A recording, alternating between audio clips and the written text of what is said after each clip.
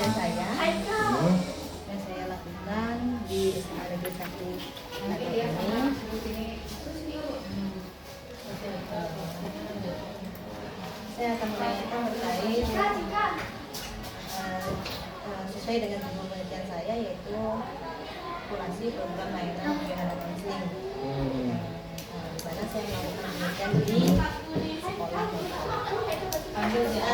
Terkait dengan evaluasi ini kan memang apalagi dengan program BK ya, tentunya kita pasti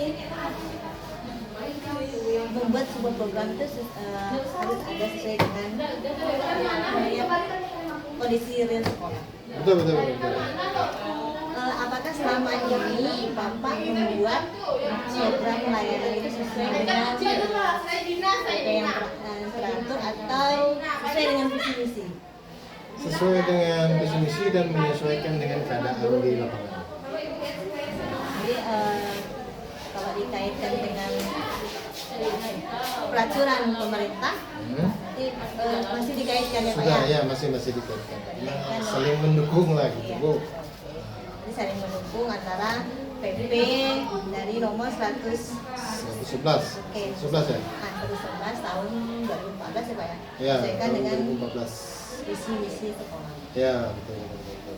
Lalu selama ini bagaimana sih Pak pelaksanaan layanannya apakah sebelum kita memberikan pelaksanaan layanan itu kita ada membagikan kayak asesmen atau apa segala macam? Ada. Asesmen, khususnya bakat minat. Kemudian tentang penguasaan pelajaran lah. Menguasai pelajaran apa gitu. Nanti kan itu akan berkaitan dengan apa namanya itu penjurusannya, mau ke MIA atau IIS gitu. Oke.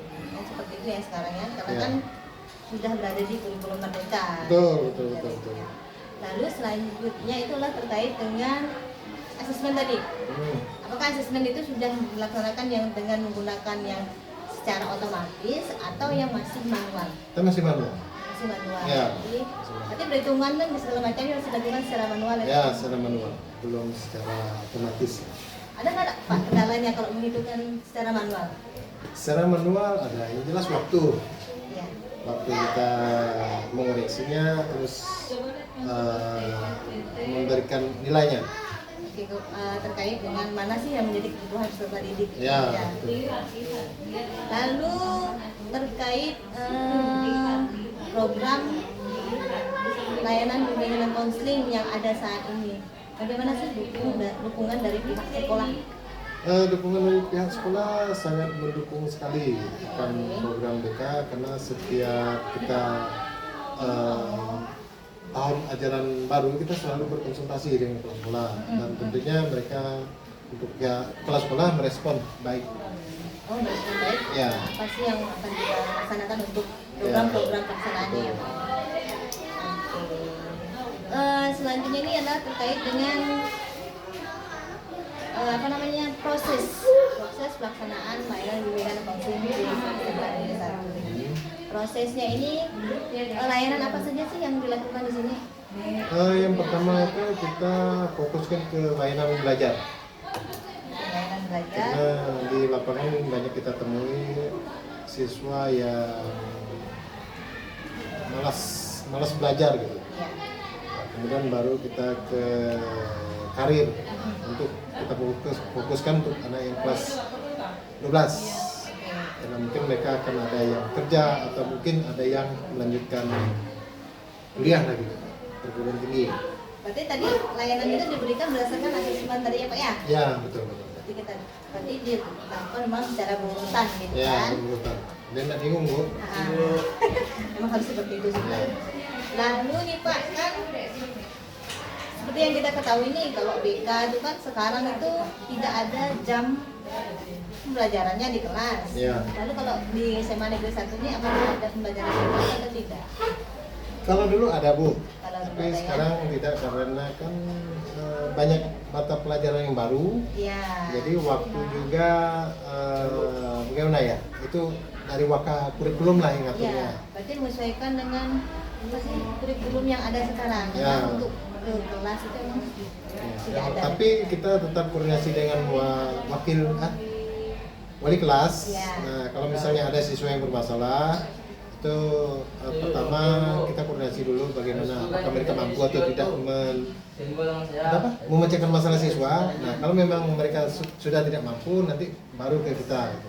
Tapi kita tetap koordinasi, tidak melepas wali kelas sepenuhnya untuk memberikan bimbingan. Gitu.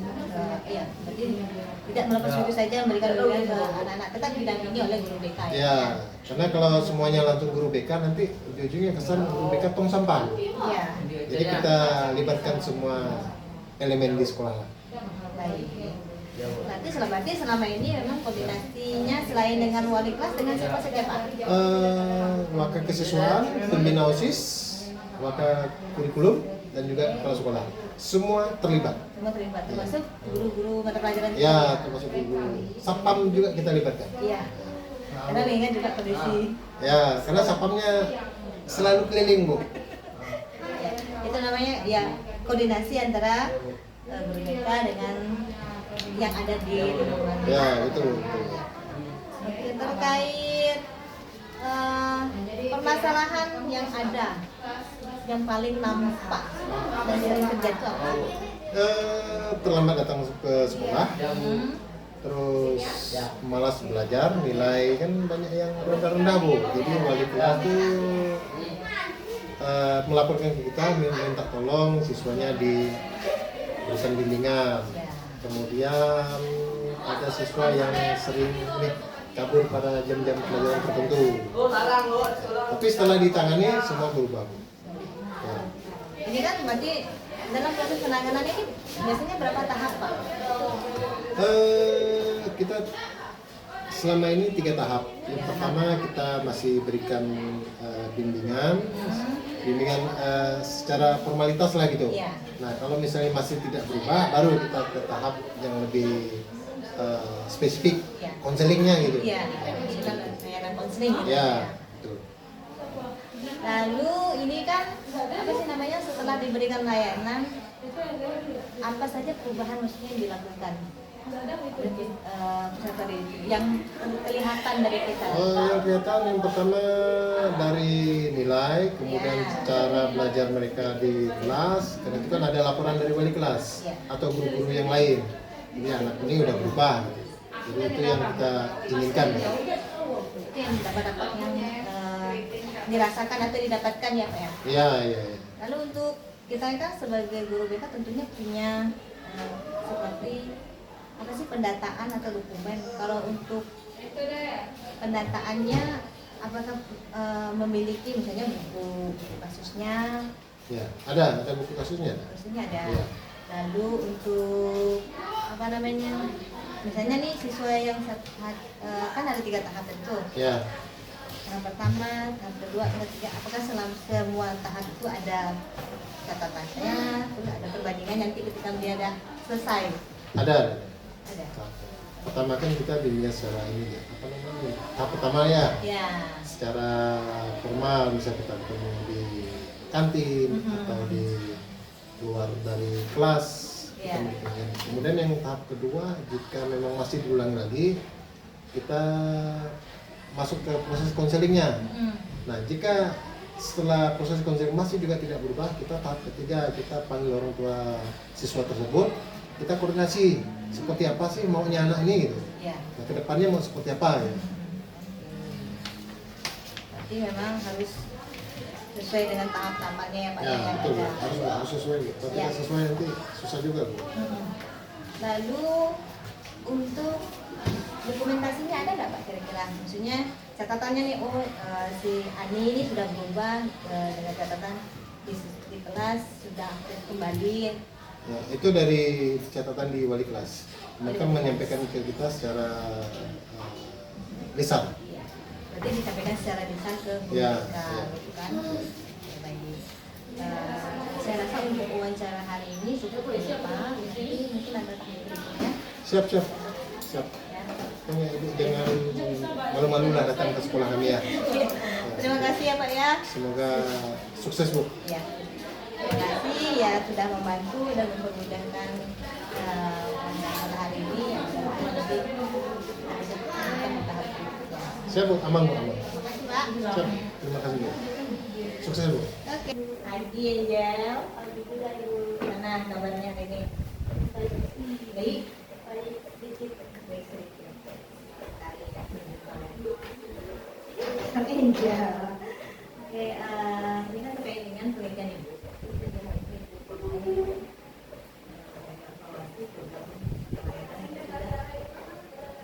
Diberikan kepada peserta didik. Ya. Anda pernah pergi ke ruang BK?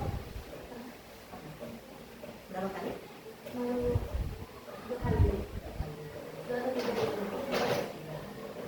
Gimana respon guru BK-nya?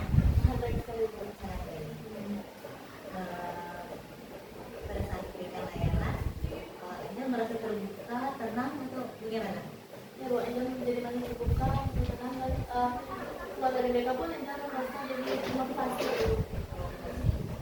Permasalahan apa sih yang Angel hadapi kemarin? Permasalahan pribadi sih Bu, di kelas.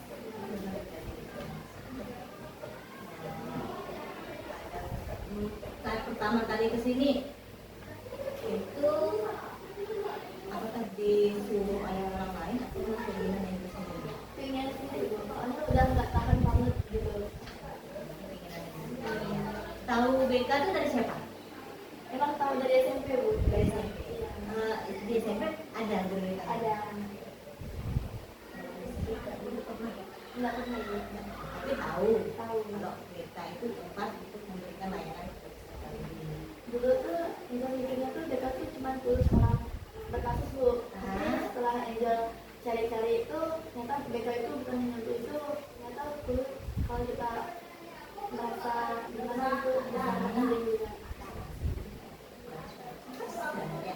Jadi sejauh ini memang Angel ternyata sudah benar-benar memahami apa sih peran dan fungsi BK di sekolah. Iya. Kalau Ira itu pernah nih jadi ruang BK, terus pernah nggak nyampaikan ke teman kalau ada permasalahan ke BK aja kayak gitu? Tahu. Nah, itu kan berarti itu termasuk salah satu ajakan atau dorongan supaya rekan-rekan yang lain juga memahami tentang fungsi dan penggunaan BK yang ada di sekolah. Lalu dari permasalahan yang Angel alami kemarin, kira-kira ada nggak sih perubahan yang kamu rasakan? Ada Bu.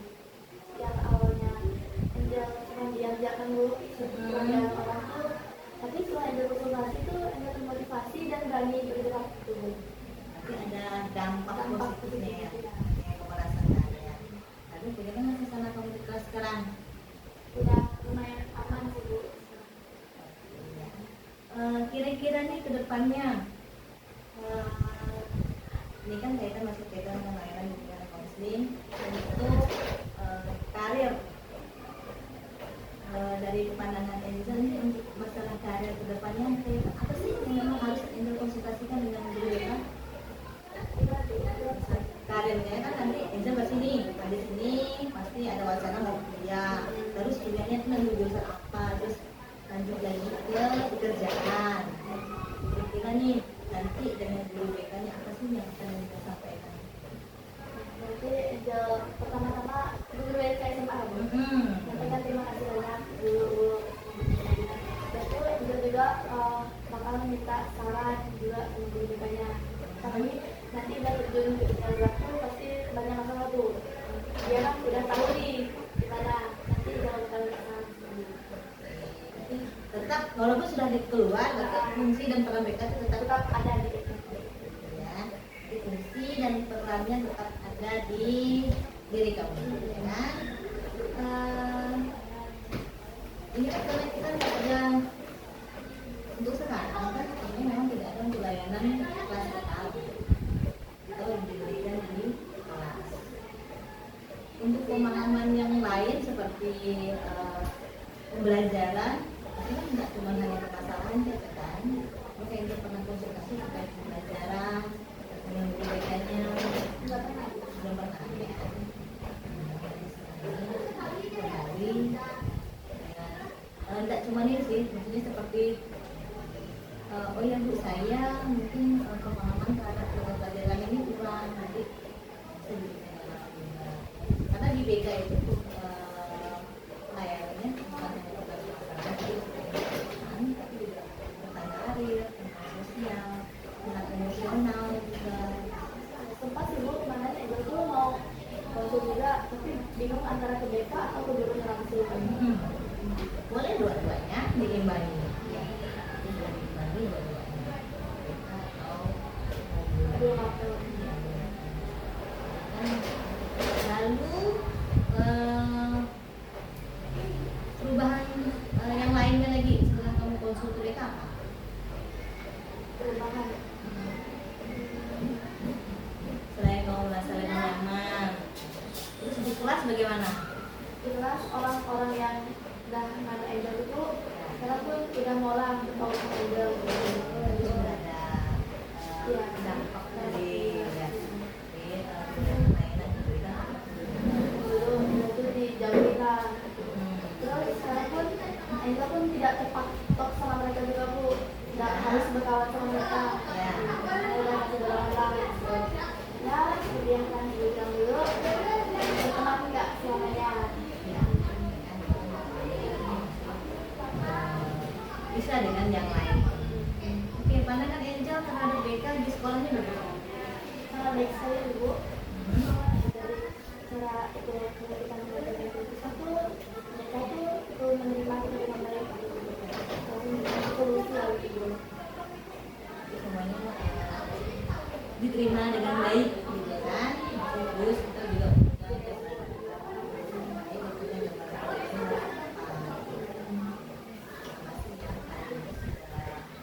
berbagi terkait dengan aktivitas pasien yang sudah dilakukan ini, sudah terjadi teman ini ya. Semoga kedepannya lebih banyak lagi teman-temannya datang ke kita ya. Terima kasih Indra.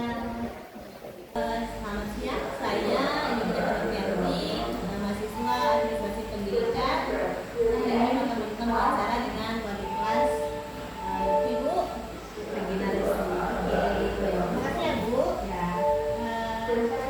Ini berkaitan dengan penelitian saya, yaitu evaluasi program layanan bimbingan musik di SMA Negeri 1 Yogyakarta yang program saya bikin ya.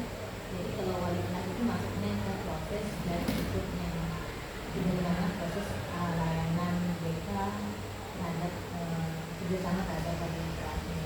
Sejauh ini Bu, bagaimana kerjasama atau koordinasi antara wali kelas dengan guru BK?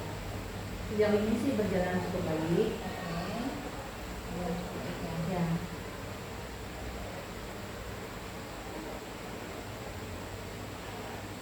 Bagaimana proses yang dilakukan antara wali kelas dengan guru BK? Nah, ketika seandainya ada murid saya yang melakukan pelanggaran, nah guru saya akan menyerahkan ke guru BK-nya atau berkoordinasi dengan guru BK-nya. Jadi selamanya yang dilakukan kalau ada pelanggaran Ya. Nah, setelah dilakukan koordinasi, apakah ada laporan nggak dari guru BK ke wali kelas? Ada. Nanti guru BK-nya berkoordinasi lagi dengan saya bahwa dia sudah membimbing anaknya, dan nanti ada tergantung pelanggaran. Kalau seandainya pelanggarannya itu berat, nanti akan ada laporan yang diberikan guru BK-nya. Atau mereka membuat surat pernyataan. Mereka buat surat pernyataannya tergantung dari permasalahan apa yang dialami ya. Iya. Seperti itu. Lalu biasanya durasi untuk melakukan bimbingan itu koordinasinya berapa kali? Sampai 3 kali. Setelah melakukan koordinasi, apakah ada dampak atau perubahan siswa yang tadinya ditangani guru BK? Ada dampaknya. Dengan mereka tidak mengulangi perbuatannya lagi, tetapi ada juga yang masih tetap mengulanginya. Nah, kita kan berarti udah dapat koordinasi nih dari BK, terus udah tahu nih, oh iya siswa ini seperti ini, hasilnya juga begini, lalu dari sistem yang dilakukan ada dampak positifnya. Dari hasil kegiatan konseling itu apakah ada bentuk laporan atau hanya disampaikan disampaikan berupa omongan saja? Biasanya sih berupa omongan, tetapi tergantung lagi Bu, pelanggarannya itu seperti apa. Kalau yang berat sekali nanti ada laporannya. Kalau yang berat Ya. ada laporannya ya. Ya. Kalau yang Ringan, sebenarnya ringan. sifatnya hanya Laporan buat apa lewat bicara saja Ya. gitu ya. tidak ada laporan tertulisnya. Lalu kedepannya bagaimana menurut Ibu terkait dengan program BK yang ada di SMA Negeri 1 Sukadana?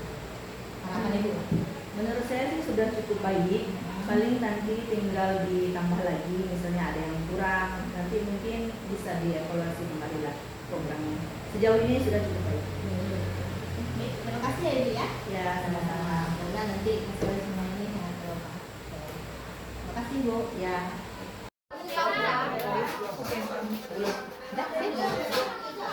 Oke, baik Ibu, hari ini perkenalkan saya datang lagi. Hari ini saya mau wawancara Ibu Anas sebagai guru bidang studi bahasa Indonesia. Terima kasih ya Ibu sudah menyambut saya dengan baik.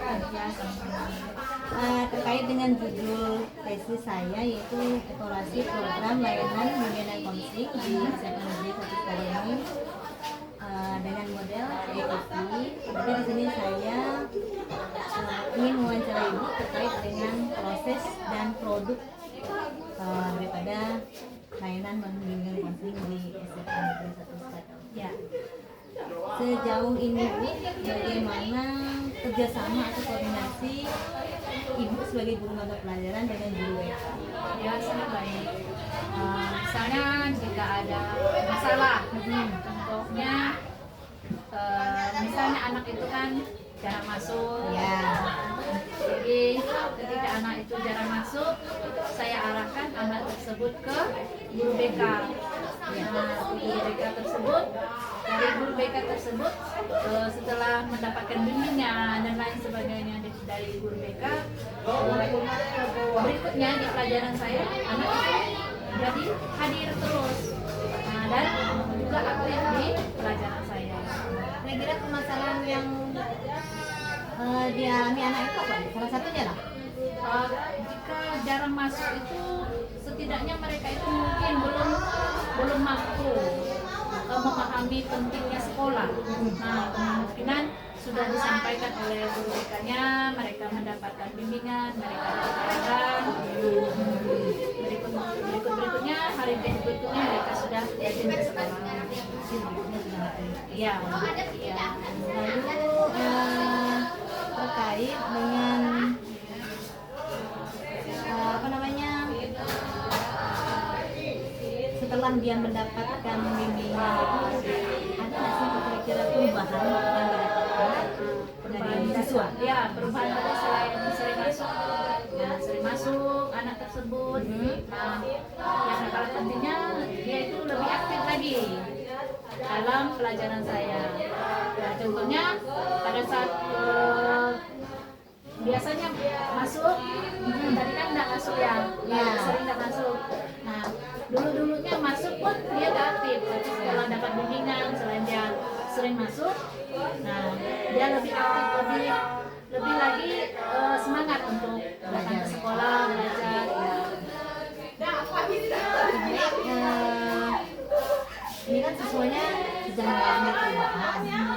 Nah, dari guru BK itu apakah ada memberikan berupa catatan atau apa sih yang harus disikapi berikutnya gitu? Apakah ada?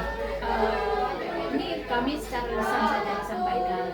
Hanya berupa lisan saja disampaikan. Selanjutnya ini kan karena tidak ada apa sih, laporan berupa catatan dan sebagainya sebagai lisan. Lalu untuk perubahan siswanya bagaimana? Kita lihat dari absen itu. Dari absen itu kan misalnya di pelajaran saya itu kan bahasa Indonesia itu 2 kali untuk 1 minggu. Ya. Nah, si si anak ini misal saya ambil contoh misalnya Joni. Joni ini dalam 1 minggu ini kan pertemuan dengan saya 2 kali dalam seminggu. Joni ini hanya datang sekali. Nah, dalam seminggu itu. Nah, dari absen tersebut dapat kita lihat perubahan setelah ditangani oleh guru BK. Nah, minggu berikutnya Joni datang terus sampai sekarang. Ya, jadi ada perubahan dari segi absensi. Mungkin kita bisa lihat dari absennya ya Bu ya. Bisa. Oke Bu, yang terakhir nih Bu, masih membahas tentang BK ini ya. Ya. Setelah kira-kira nih pandangan Ibu, setelah siswa itu mendapatkan layanan di zaman konseling, bagaimana sih bentuk kepuasan siswa? Banyak yang anak-anak sampaikan bahwa ketika anak-anak mengalami masalah, kami serahkan anak-anak tersebut yang mengalami masalah, contohnya seperti yang saya dapatkan tadi. Nah, mereka merasa bahwa ketika adanya guru BK di sekolah kami itu ada sebuah motivasi yang membuat mereka itu mau sekolah. Kemudian mereka juga banyak yang mengatakan tidak ada motivasi. Setelah berkonsultasi dengan guru BK, mereka jadi termotivasi untuk sekolah. Itu lebih semangat lagi. Iya. Tingkat kunjungan ke ruang BK itu lebih meningkat lagi dari setiap tahunnya Ibu ya. Ya, seperti mereka yang sering terlambat juga, misalnya dalam seminggu itu sampai 3 kali kami laporkan juga ke guru BK, dapatlah bimbingan dari guru BK, kemudian berikutnya siswa tersebut tidak lagi terlambat. Ya. Artinya siswa merasa puas lah dengan Ya, layanan sangat konseling baik yang ada di sini ya. Terima kasih ya Ibu sudah membantu Oke, proses sama-sama. acara ini, yang semoga semuanya dapat teratasi dengan baik. Ya, kami juga mengucapkan terima kasih.